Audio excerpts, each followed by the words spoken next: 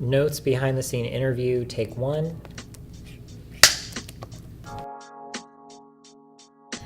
Great, it's been awesome. Our cast and our crew and everybody involved has been really game and done an amazing job. And it's my first real production like this, so it's been a huge learning experience, but it's been really great. I mean, I started writing it probably a year and a half ago.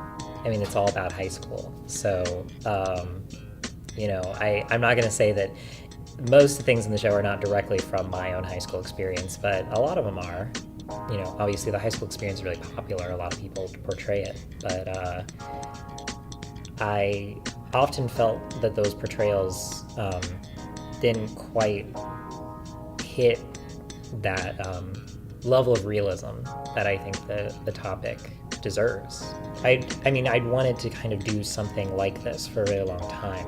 I wrote a pilot, and that was all about Nick Mesner, David's character, kind of the main guy. Now here we are. It'd be great to do more, but at this point I'm completely focused on the first season. Yeah, there's just so much work involved. It's been awesome, and as long as people are up for it, I'm happy to do more. All of the narratives that are going on in the first season, at the level of complexity narratively that we're looking at, all of my attention is on making sure that we do those narratives justice and that we wrap them up in a satisfying way. I am a huge fan of My So-Called Life and of Freaks and Geeks, are both really excellent shows about the teenage experience that I often aspire for us to reach that level of authenticity. I love the British show Skins.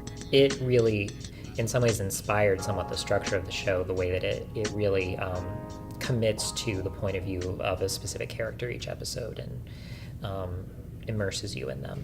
The relationship between the plot lines and the play that they're doing was largely inspired by a Canadian show called Slings and Arrows that's really great, where each season's about a different Shakespearean play, and the actors and the crew who do that play, how their lives mirror and interact with the play that they're putting on itself.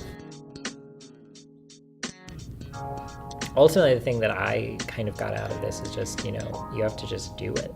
Yeah, you definitely, each shoot's going to be a challenge. You have to be on your toes. Something will come up that you don't expect. You have to compromise. That's how you get things done, is by just saying, all right, I'm going to roll with this, and I'm going to figure out the best thing that we can do, and if that means making some changes or alterations, that's what you should do.